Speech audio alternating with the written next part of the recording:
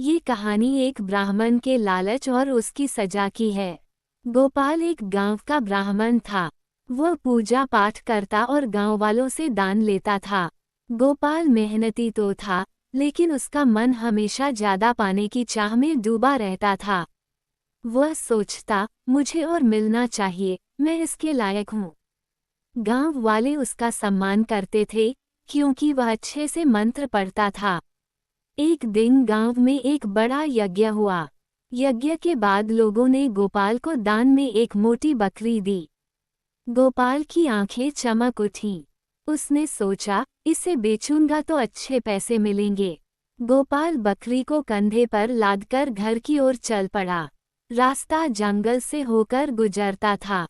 वहां 3 ठग बैठे थे, जो राहगीरों को लूटने की फिराक में रहते थे। उन्होंने गोपाल को बकरी के साथ आते देखा और एक चाल सोची। पहला ठग आगे बढ़ा और बोला, अरे ब्राह्मण, ये कुत्ता कंधे पर क्यों लादे हो?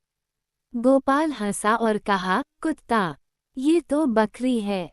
थोड़ा आगे दूसरा ठग मिला। उसने कहा, ब्राह्मण जी, ये बिल्ली कहाँ से ले आए?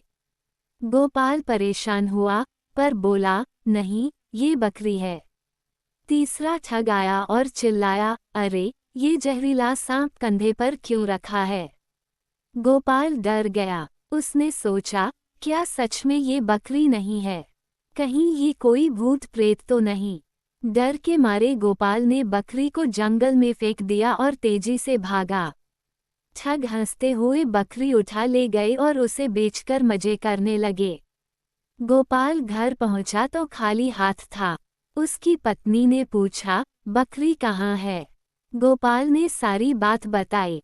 पत्नी गुस्सा हुई और बोली, तुमने लालच में अपनी समझ खो दी। जो हाथ में था, वो भी गंवा दिया। गोपाल को अपनी गलती का एहसास हुआ।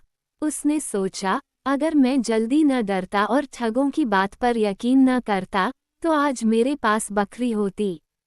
इस घटना के बाद गोपाल ने लालच छोड़ दिया। वह फिर से मेहनत से दान लेने लगा और जो मिलता, उसी में खुश रहता। गांव वाले उसकी कहानी सुनते और हंसते। गोपाल का लालच उसे ले डूबा, पर अब वह समझदार हो गया। उसकी मूर्खता गांव में मशहूर हो गई, लेकिन उसने इसे सबक बना लिया। ये कहानी हमें सिखाती है कि लालच और भ्रम में पड़कर हम जो हमारे पास है, उसे भी खो देते हैं।